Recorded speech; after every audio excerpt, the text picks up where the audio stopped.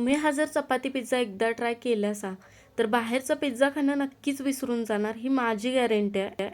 चपाती pizza बनवण्यासाठी मी अशा medium साईजच्या चपात्या आधीच बनवून ठेवल्या होत्या. सुरुवातीला मी चपातीला सगळीकडे असा टोमॅटो सॉस लावून घेतला. त्यानंतर माझ्याकडे वेगवेगळ्या रंगाच्या कॅप्सिकम होत्या त्या ठेवल्या आणि कांदा सुद्धा ठेवला.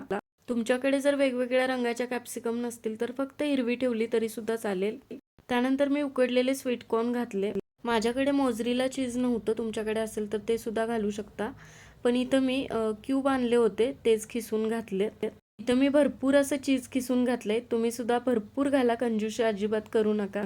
इथं चपातीचा तवा गरम करून घेतला, यावरती बटर घातलं. बटरऐवजी तुम्ही तूप घालू शकता. आणि अगदी अलगद दोन्ही हाताने मी चपाती तव्यावरती ठेवली आणि यावरती झाकण ठेवायचं आणि गॅसची फ्लेम एकदम कमी ठेवायची आणि भाजून घ्यायचा. वरचं जे चीज आहे ते पूर्णपणे मेल्ट झालं पाहिजे आणि चपाती पूर्ण क्रंची झाली पाहिजे. हा चपाती पिझ्झा चवीला जबरदस्त होतोय. तुम्ही सुद्धा नक्की ट्राय करा आणि रेसिपी आवडली असेल तर लाईक आणि फॉलो करायला तेवढं विसरू नका.